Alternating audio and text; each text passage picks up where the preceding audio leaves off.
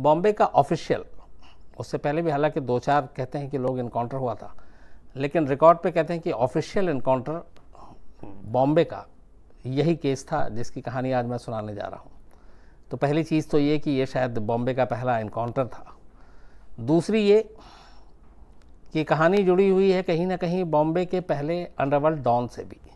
जब हम लोग डॉन की बात करते हैं तो आजकल ज़्यादातर लोग दाऊद इब्राहिम का ही नाम लेते हैं, लेकिन ये कहानी जब शुरू हुई या बॉम्बे में जो डॉन का कल्चर शुरू हुआ, डॉन शब्द एक्चुअली पहली बार कहाँ से आया, तो ये कहानी उस पहले डॉन की भी। बहुत सारे लोग कहते हैं हाजी मस्तान पहला डॉन, बहुत सारे लोग कहते हैं करीम लाला, वर्दा राजन, दाऊद इब्राहिम, लेकिन हकीकत में ये है कि अगर आप पूरी हिस्ट्री को खंगालेंगे अंडरवर्ल्ड की, तो हिंदुस्तान में डॉन शब्द और डॉन जो चीज़ लेकर आया जो शख्स, वो था करीम लाला। करीम लाला शेर खान के नाम से भी मशहूर, पहले शेर खान ही था नाम, बाद में करीम लाला नाम पड़ा। करीम लाला को कहते हैं कि मुंबई का पहला डॉन था, बल्कि हिंदुस्तान का पहला डॉन, जबकि करीम लाला या शेर खान का हिंदुस्तान से कोई लेना देना नहीं था। ये अफ़गानिस्तान में पैदा हुआ शेर खान, और अफ़गानिस्तान में कहते हैं कि एक वहाँ के शाही परिवार में पैदा हुआ, बहुत ही अमीर घराने से पैदा हुआ। लेकिन 1940 के आसपास पाकिस्तान के पेशावर होते हुए, चूँकि उस वक्त पाकिस्तान था नहीं, हिंदुस्तान एक ही था, तो पेशावर के रास्ते शेर खान मुंबई पहुंचता है कारोबार के लिए, और कारोबार करना चाहता है, लेकिन उसकी नज़र ये थी कि कम वक्त में वो ज़्यादा से ज़्यादा पैसे कमा सके। तो करीम लाला हिंदुस्तान आता है और धीरे धीरे वो अपना बिज़नेस शुरू करता है, लेकिन बिज़नेस के आड़ में दरअसल वो स्मगलिंग का काम करता है, डायमंड, गोल्ड, डॉक पे और बाकी दूसरी जगहों से जो समंदर के रास्ते। और यहाँ तो उस वक्त तस्करी सबसे बड़ा धंधा हुआ करता था, तो तस्करी के धंधे में काफ़ी कमाई हुई। इस बीच में फिर उसने उस पैसों से मुंबई में जुए के अड्डे, शराब, ये सारी चीज़ों की भी दुकान खोली, वो भी चल पड़ा। फिर लोगों को उसने पैसे उधार देने शुरू किए, तो धीरे धीरे करीम लाला देखते ही देखते कद बढ़ता गया। इस दौरान में एक दूसरा शख्स था जो मुंबई में ख़ास तौर पे तस्करी में अपना हाथ आजमाना चाह रहा था, और वो था, उसका नाम हाजी मस्तान। लेकिन हाजी मस्तान को मालूम था कि करीम लाला का सारी तरफ दबदबा है, कब्ज़ा है, और उस वक्त अंडरवर्ल्ड में खून खराबा और लड़ाई बड़ी कम होती थी। तो हाजी मस्तान ने भी सोचा कि लड़ाई झगड़े से अच्छा है कि मिल बैठ के बात करते हैं और दोस्ती करके काम करते हैं। करीम लाला से फिर दोस्ती हो गई और इलाका बढ़ गया कि ये तुम्हारा इलाका, ये हमारा इलाका। इस बीच में एक तीसरा कैरेक्टर भी शामिल होता है जो साउथ से आया था, वर्दा राजन। वो भी तस्करी और इन सारी चीज़ों में और शराब और जुए के अड्डे में इन्वॉल्व था। तो वर्दा राजन को फिर लगा कि वो भी अकेले या लड़ के कर नहीं सकता, तो उसने भी फिर करीम लाला से हाथ मिलाया। तो फिर अब 3 इलाके बढ़ गए अलग अलग, और उसमें बड़ा उसूल का सारे पाबंद थे कि जो जिनका इलाका है उस इलाके के बाहर वो काम नहीं करेगा। तो बिना खून खराबे के 3 गैंग ने फिर काम करना शुरू किया। लेकिन इन तीनों में, करीम लाला हो या फिर हाजी मस्तान या फिर वर्दा राजन, इनमें जो सबसे बड़ा कद और जिसकी दबदबा सबसे ज़्यादा था वो करीम लाला ही था। तो ये सारी चीज़ें चलती रहीं और करीम लाला का कद लगातार बढ़ता गया। करीम लाला के ऊपर इंस्पायर होकर बहुत सारी फिल्में भी बनी। कहते हैं कि जंजीर में जो प्राण ने शेर खान का रोल किया था, वो एक्चुअली कहीं ना कहीं करीम लाला से ही प्रभावित था, और करीम लाला को ही उसमें दिखाया गया था। फिल्म इंडस्ट्री में भी बड़ी दोस्ती थी। एक कहानी ये भी है कि एक बार हेलेन के किसी एक अपने ही जानने वाले ने पैसे बहुत सारे मार लिए और वापस नहीं कर रहा था, तो हर तरफ से वो हेलेन परेशान हो गई, मिला नहीं पैसा। तो फिर दिलीप कुमार ने उस वक्त एक ख़त लिखा था करीम लाला के नाम, और करीम लाला के पास वो ख़त लेकर हेलेन पहुंची, और फिर करीम लाला ने बाकायदा जिस शख्स ने पैसे लेके देने से मना कर रहा था उस तक बात की, और फिर वो सारे पैसे हेलेन को वापस मिले। तो ये दबदबा था। एक कहानी ये भी है कि किसी घर को कब्जाने के मामले में करीम लाला को कोर्ट से सम्मन आ गया था, और उस सम्मन के बाद करीम लाला को कोर्ट में पेश किया गया। तो जब वो अदालत में पहुँचे तो जज महिला थी, तो अदालत में जितने भी लोग बैठे हुए थे, वकील, वो तमाम लोग करीम लाला को देखकर खड़े हो गए। उसके बाद जज साहिबा ने पूछा करीम लाला से कि आप विटनेस बॉक्स में आइए। उसका पहला सवाल ये था कि आपका नाम क्या है। तो कहते हैं करीम लाला ने जज की तरफ देखा, फिर लोगों की तरफ देखा और बोला कि ये काला कोट पहने हुए कौन महिला है। कौन औरत है जो जिसको मेरा नाम नहीं मालूम, तो उस पर बड़े लोग हंसे भी थे। तो ये दबदबा, ये सारी चीज़ें थी, करीम लाला और ये तमाम धंधा सब कुछ ठीक चल रहा था।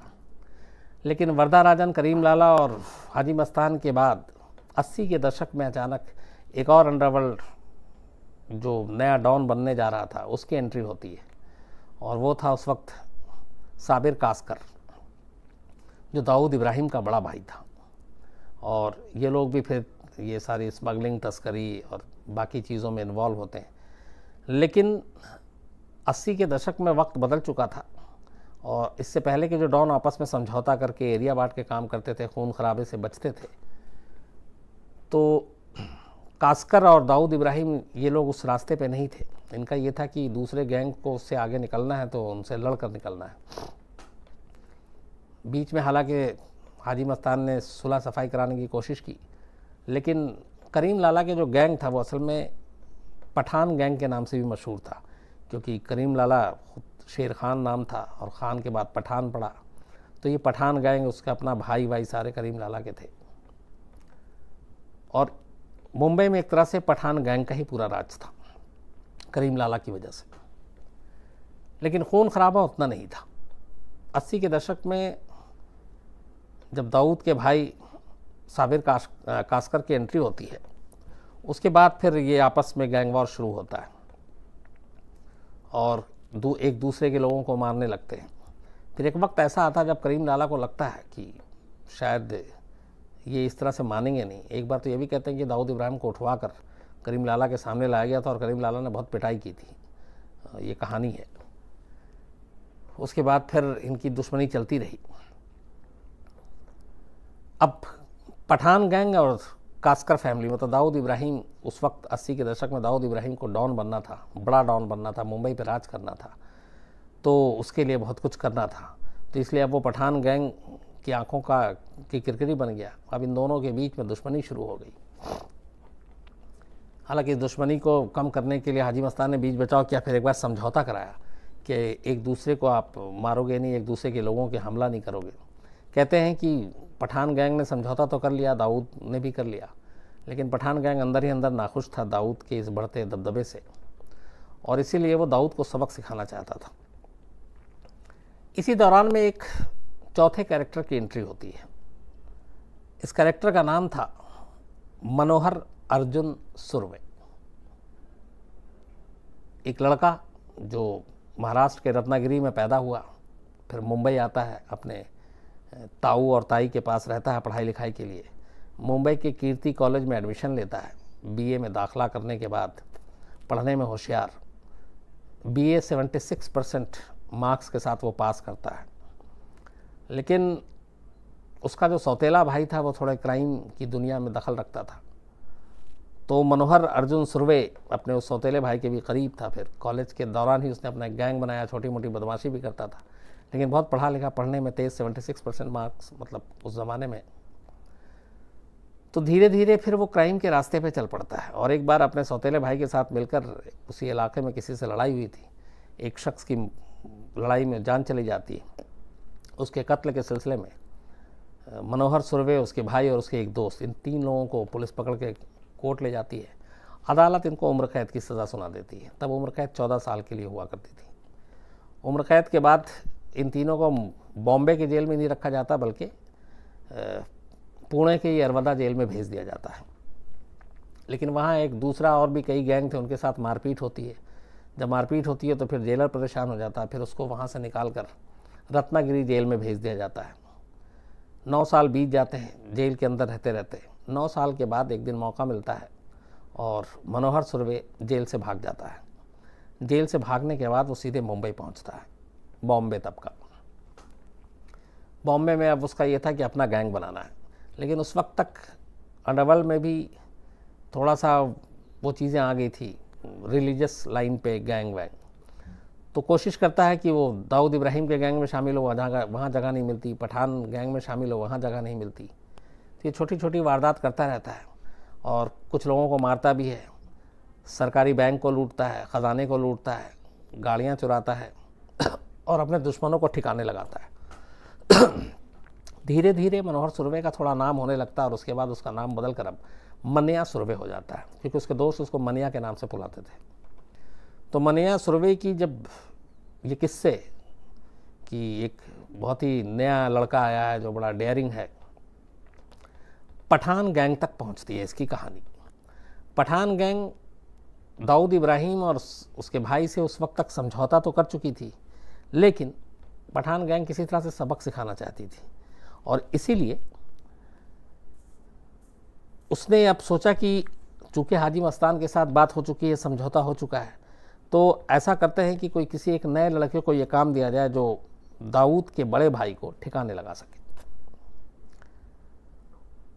मन्या सुरवे से मुलाकात होती है तय पठान बंधुओं की, और इसी के बाद मन्या सुरवे को ये काम दिया जाता है कि तुम ये काम करोगे, दाऊद के भाई को जो साबिर कासकर उसको मारोगे। मन्या सुरवे को एक मौका चाहिए था लेवल में अपनी जगह बनाने के लिए, मुंबई में नाम के लिए। वो फ़ौरन तैयार हो जाता है। इसी के बाद 12 फरवरी 1981 12 फेब 1981 ये काम ले चुका था। मुंबई के सिद्धिविनायक मंदिर के पास अक्सर रात को दाऊद का भाई साबिर कासकर पहुंचा करता था। जब वो वापस अपने घर जाया करता था लेट, तो उसी पेट्रोल पंप पे कभी कभी पेट्रोल भी भराया करता था। ये चीज़ें रैकी के दौरान पता चल गई थी। मन्या सुरवे अपने लड़कों को लेकर पहुंचता है। 12 फरवरी 1981 की रात उस पेट्रोल पंप पे जो सिद्धिविनायक मंदिर के करीब था, ये लोग 2 गाड़ियों में इंतज़ार करते रहते हैं। अचानक साबिर कासकर की वहाँ गाड़ी आती है, दाऊद के भाई की गाड़ी में। ये उसको देखते हैं, देखते ही उसके बाद ये दोनों तरफ से घेर लेते हैं और मन्या सुरवे जो है अंधाधुंध गोलियां चलाना शुरू कर देता है। दाऊद के बड़े भाई की मौके पर ही मौत हो जाती है। उसके बाद वो लोग यहाँ से भाग जाते हैं। इस कत्ल की खबर अगले दिन सारे अखबार में और उसके बाद हर तरफ अंडरवर्ल्ड में भी चर्चा का विषय है। दाऊद के बड़े भाई का कत्ल, जाहिर सी बात है पहला शक पठान गैंग पे था।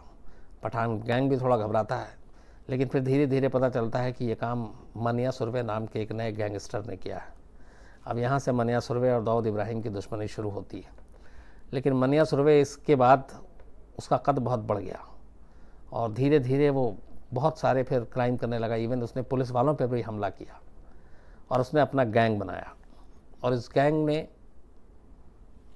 पठान गैंग और एक तरह से दाऊद इब्राहिम गैंग, इनको भी उस वक्त पीछे छोड़ना शुरू कर दिया। अब इसको लेके इन दोनों गैंग में भी बेचैनी हो गई कि एक नया आया है और जिसकी वजह से हमारी ज़मीन खिसकती जा रही है। और मन्या सुरवे का क्राइम लगातार बढ़ता जा रहा था, यहाँ तक कि बॉम्बे पुलिस भी उस वक्त परेशान हो गई। पहले ही वो 80 से लेकर 84 तक पठान, बल्कि 84 नहीं 80 और 81 के दौरान में पठान गैंग और दाऊद इब्राहिम गैंग के बीच में होने वाले खून खराबे से मुंबई पुलिस परेशान थी।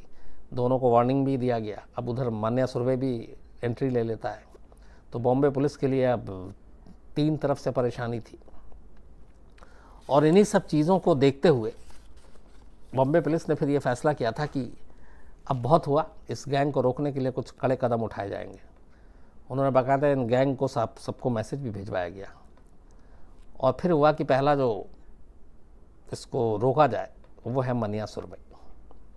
तो मन्या सुरवे को ठिकाने लगाने के लिए एक स्पेशल टीम बनाई गई और इस टीम को लीड किया था इसाक बागवान करके एक वहाँ पे उस वक्त अफसर थे क्राइम ब्रांच में। और ये हुआ कि हल यही है कि इसका इनकाउंटर किया जाए। इसके बाद धीरे धीरे करके मन्या सुरवे के एक लोगों को जो उसके गैंग के थे पकड़ा गया, उठाया गया, कुछ को मारा गया। लेकिन मन्या सुरवे का सुराग नहीं मिल रहा था। वो लगातार अपने जैसे से साथी पकड़े जाते, वो अपना जगह बदलता जाता। बीच में वो मुंबई छोड़कर भाग गया, फिर वापस आया, फिर अलग अलग ठिकानों पे जगहों पे रहने लगा। और ख़तरनाक इतना था कि अगर वो उसे पता चल जाता कि कोई हमला कर रहा है या पुलिस वाले हैं, तो वो गोली चलाने से भी नहीं हिचकता। तो उसके इस ख़तरनाक होने के इस सबूत को देखते हुए पुलिस भी बड़ी एहतियात के साथ उसका पीछा कर रही थी, सुराग ढूंढ रही थी। लेकिन लगभग दाऊद इब्राहिम के बड़े भाई के कत्ल को 1 साल बीत गए। मन्या सुरवे के गैंग के ज़्यादातर लोग पकड़े गए, मन्या सुरवे का सुराग नहीं मिल रहा था। इसी बीच में तारीख आती है एक 11 जनवरी 1982। बड़े भाई की मौत के बाद दाऊद इब्राहिम का अब एक ही मकसद था और वो ये था कि अपने बड़े भाई की मौत का बदला लेना, और उसे पुख्ता सबूत मिल चुका था कि ये काम मनिया सुरभे ने किया, काम कराया पठान गैंग ने। तो पठान गैंग के बहुत सारे लोगों के साथ दाऊद इब्राहिम की मुठभेड़ हुई। कहते हैं दर्जन से ज़्यादा लोग मारे गए। एक एक करके दाऊद उन सबको निपटाता गया। जिन जिन लोगों को भी उसे शक था कि उसके बड़े भाई की मौत में ये लोग शामिल थे, उन सबको एक एक करके वो मारता गया। लेकिन असली कातिल जिसने गोली चलाई थी वो मनिया सुरभे था, और वो दाऊद के हाथ नहीं लग रहा था, यहाँ तक कि बॉम्बे पुलिस के हाथ नहीं लग रहा था। यहाँ ये भी कहते हैं कि उस वक्त दाऊद इब्राहिम के बॉम्बे पुलिस से रिश्ते बड़े अच्छे थे, इसलिए कि पठान गैंग का जो है वो बढ़ रहा था दबदबा, और बॉम्बे पुलिस पठान गैंग के दबदबे को कम करना चाहती थी। अब यहाँ पे भी खेल होता है सब। अब कम करने के लिए उसे चाहिए था कोई दूसरा मोहरा। तो लगा कि दाऊद गैंग अभी नई है, उठेगी, तो पठान गैंग को नीचे लाने के लिए दाऊद गैंग ही बेहतर है। तो बॉम्बे पुलिस ने कहते हैं कि दाऊद गैंग को थोड़ा सा प्रमोट करना शुरू किया पठान गैंग को ख़त्म करने के लिए। यहीं पे बॉम्बे पुलिस ने गलती भी की, क्योंकि पठान गैंग तो उसके बाद धीरे धीरे ख़त्म हो गया, लेकिन उससे बड़ा सरदर्द बन गया दाऊद इब्राहिम, जिसने 93 किया। लेकिन उस वक्त तक ये एहसास नहीं था बॉम्बे पुलिस को। तो पठान गैंग और दाऊद गैंग में लड़ाई चल रही थी। बॉम्बे पुलिस ने पठान गैंग के ख़ात्मे के लिए दाऊद को थोड़ा सपोर्ट किया। अब इस दौरान में दाऊद की चूँकि मुंबई पुलिस में अच्छी दोस्ती थी, उसको किसी भी कीमत पे मनिया सुरभे चाहिए था, और सारे लोग लगे हुए थे। इसी दौरान दाऊद के ही एक ख़ास गुर्गे ने 11 जनवरी 1982 को बॉम्बे पुलिस के उस टीम को इन्फॉर्मेशन दी, जिस टीम को मनिया सुरभे का इनकाउंटर करने के लिए कहा गया था, और उसे कहा कि आज मनिया सुरभे जो है दोपहर को करीब 1:30 बजे के आसपास वडाला एरिया में अंबेडकर कॉलेज जंक्शन के पास आएगा, और टैक्सी से आएगा। खबर उसकी एकदम पुख्ता थी, और वो वहाँ पे एक ब्यूटी पार्लर है उस पार्लर में अपनी गर्लफ्रेंड से मिलने आ रहा है। उस ब्यूटी पार्लर से उसको अपनी गर्लफ्रेंड को पिक करना, और फिर वो दोनों कहीं चले जाएंगे। मनिया सुरभे के बारे में जब पुलिस ने तफ्तीश की थी तब ये पता चला था कि उसकी एक गर्लफ्रेंड है, लेकिन वो गर्लफ्रेंड कौन है ये नहीं मालूम था तब तक, ताकि उसके ज़रिए मनिया तक पहुंचा जाए। और मनिया ने भी इस बात का पूरा ख्याल रखा था, लेकिन उस मुखबिर को ये सारी चीज़ें मालूम थी। तो 11 जनवरी 1982 को उस मुखबिर ने पुख्ता जानकारी दी कि आज ये वडाला इलाके में अंबेडकर कॉलेज जंक्शन के पास टैक्सी से आएगा, 1:30 से 2 के बीच में आएगा, और अपनी गर्लफ्रेंड को लेकर जाएगा। खबर सुनते ही पूरी क्राइम ब्रांच की टीम जो है 3 टीमों में, जिसमें 18 लोग शामिल थे, 18 अफसर हथियार से लैस होकर अंबेडकर कॉलेज जंक्शन के चारों तरफ फैल जाते हैं और वक्त का इंतज़ार करते हैं। ठीक करीब 1:30 बजे के आसपास एक टैक्सी से मनिया सुरभे उतरता है। चूँकि उसकी तस्वीर और ऑलरेडी वो जेल में रहा था, कोर्ट में पेशी हुई, पुलिस ने गिरफ्तार किया था, तो मनिया सुरभे को देख के ही पहचान जाते हैं। लेकिन तब तक मनिया सुरभे भी इन सादी वर्दी में मौजूद पुलिस वालों को देखकर समझ जाता है कि ये पुलिस वाले और उसी के लिए आए। कहते हैं इसी के बाद वो फटाक सा अपना रिवॉल्वर निकालता है, लेकिन इससे पहले कि वो गोली चलाता, इसाक और उनके एक साथी पहले से जो तैयार थे वो सीधे मनिया सुरभे का निशाना लेते हैं और गोली दाग देते हैं। 5 गोली उसके सीने पे मारी जाती है, 1 गोली उसके गर्दन पे लगी थी। मनिया सुरभे वहीं पे ढेर हो जाता है। उसके बाद उसे उठाते हैं, लेकिन वो तब तक मरा नहीं था। फिर उसको पुलिस की गाड़ी में डाला जाता है, और वहाँ से एक सवाई या कोई एक हॉस्पिटल है जो मुश्किल से 10 से 12 मिनट की दूरी पे है, तो उसको 10 से 12 मिनट में उस हॉस्पिटल में पहुँच जाना चाहिए था। लेकिन गाड़ी में डालने के बाद और गाड़ी वहाँ से जब चली 30 मिनट तक वो गाड़ी हॉस्पिटल नहीं पहुँचती है, बल्कि वो गाड़ी बहुत ही स्लो और सड़क पे ही घूमती रहती है। वो कहते हैं इसके पीछे यही वजह थी कि मनिया सुरभे की सांसें चल रही थी इतनी गोली खाने के बाद भी, और पुलिस की टीम नहीं चाहती थी कि मनिया सुरभे जब हॉस्पिटल में पहुँचे तो वो ज़िंदा हो और डॉक्टर उसका इलाज करें और वो ठीक हो जाए। तो पुलिस चाहती थी कि जब ये आखिरी सांस ले चुका हो तब इसको हॉस्पिटल ले जाएंगे, और इसीलिए जो 10-12 मिनट का सफ़र था, जो 10-12 मिनट की दूरी पे हॉस्पिटल था, वहाँ तक पहुँचने में पुलिस को उस वक्त 30 मिनट लगे। जबकि ऐसे सिचुएशन में जहाँ पे किसी की जान को ख़तरा है और बुरी तरह गंभीर से रूप से घायल है, ज़ख्मी है, तो गाड़ी की स्पीड अपने आप तेज़ हो जाती है, जैसे एम्बुलेंस जिस तरीके से भागती है। लेकिन यहाँ पे उल्टा था, तो उसकी वजह यही थी। कहा जाता है कि ये श्योर करना था कि इस एनकाउंटर में मनिया सुरभे बचना नहीं चाहिए। तो वही हुआ, जब वो हॉस्पिटल पहुंचा तब तक मनिया सुरवे की मौत हो चुकी थी। इसके बाद इस मनिया सुरवे की मौत अगले दिन सारी तरफ सुर्खियों में थी। और इस मौत से सबसे ज़्यादा फ़ायदा हुआ दाऊद इब्राहिम को, क्योंकि दाऊद इब्राहिम को मनिया सुरवे से एक वक्त में ख़तरा हो गया था कि ये जिस तेज़ी से बढ़ रहा है तो शायद ये उसके गैंग को भी पीछे छोड़ दे।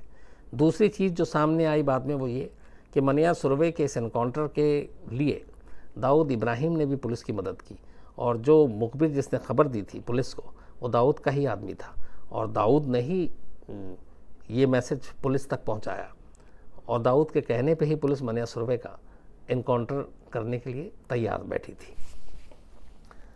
तो 11 फरवरी 1982 को मनिया सुरवे का एनकाउंटर हुआ। उसकी मौत के बाद फिर 1982 में दाऊद का एक तरह से अपने बड़े भाई की मौत का बदला पूरा हुआ।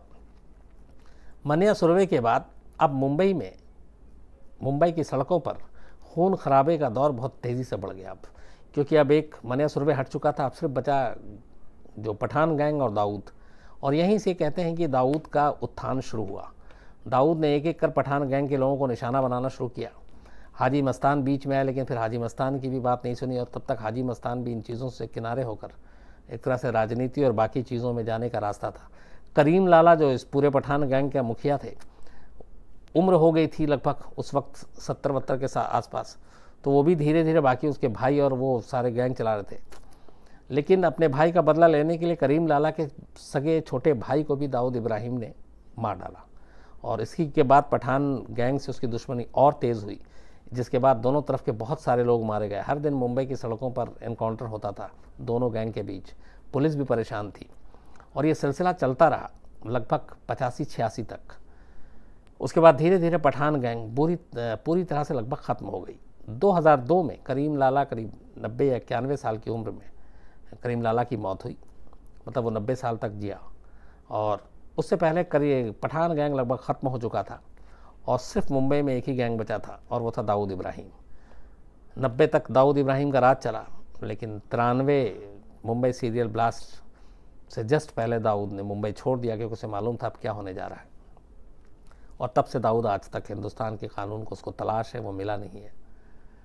लेकिन ये कहानी थी बॉम्बे के, बल्कि कहें कि हिंदुस्तान के पहले एनकाउंटर की, और उस पहले एनकाउंटर से जुड़े हुए पहले डॉन की, जिसने बॉम्बे में डॉन के शब्द को मशहूर किया, करीम लाला और इन 4 गैंग की। तो इस एनकाउंटर के पीछे भी एक गैंगस्टर, एक डॉन का हाथ था। एक डॉन का एनकाउंटर करवाने में वो था दाऊद इब्राहिम, जिसने एनकाउंटर कराया, एनकाउंटर किया पुलिस ने। और उसके बाद तो खैर बॉम्बे में एनकाउंटर का एक तरह से एक चलन, एक फैशन ही शुरू हो गया। बहुत सारे एनकाउंटर हुए, एक ही पुलिस अफसर ऐसे हैं जिनके नाम पे 50-60 एनकाउंटर हुए। उनमें से एक दया नायक, आप सभी नाम से वाकिफ़ होंगे। दया नायक से मैं कई बार मेरी मुलाकात हुई, हमने घंटों बैठ के बात भी की, होटल में भी बात की। जब मुंबई में ट्रेन में सीरियल ब्लास्ट हुआ था तब दया नायक उस वक्त पुलिस से बर्खास्त चल रहे थे, और उन्हें जब मैं बॉम्बे से लाइव कर रहा था तो उनको पता चला कि मैं बॉम्बे में हूँ, तो फिर फ़ोन आया। फिर वो सुबह 6 बजे होटल पहुँच गए, और हम 6 बजे से लेकर 9-10 बजे तक सारी इन्हीं एनकाउंटर और ये सारी चीज़ों पे बात कर रहे थे। तो दया नायक से बात करने का एक अलग एक्सपीरियंस था कि कैसे एक जो एनकाउंटर स्पेशलिस्ट होता है उसके दिमाग में क्या चलता है, कैसे। हालांकि दया नायक के ऊपर बहुत सारे इल्ज़ाम लगे कि अंडरवर्ल्ड से दोस्ती है, दाऊद से दोस्ती है, दाऊद के इशारे पे एनकाउंटर करता है, बहुत सारी चीज़ें थी। लेकिन बाद में कोर्ट ने फिर खैर बरी भी किया इन इल्ज़ामों से। लेकिन उसके बाद मुंबई में ये मनिया सुरवे के मौत के बाद, मनिया सुरवे के एनकाउंटर के बाद बॉम्बे में जो एनकाउंटर का एक चलन शुरू हुआ, एक दौर ऐसा था कि बड़े से बड़े क्रिमिनल भी घबराने लगे, क्योंकि एक पूरी टीम ही, एक स्पेशलिस्ट टीम बना दी गई थी जो सिर्फ एनकाउंटर करती थी। और धीरे धीरे खैर फिर मुंबई की सड़कों से खून खराबा, गैंग वॉर, ये सारी चीज़ें ख़त्म हुई, और अब तो ज़माना बदल गया है। अब गैंगस्टर और क्रिमिनल भी अब चाकू और तमंचा लेके सड़क पर नहीं घूमते हैं, वो दूसरे तरीके से क्राइम करते हैं। तो ये थी कहानी बॉम्बे के पहले एनकाउंटर की, मनिया सुरवे की। उम्मीद है आप सब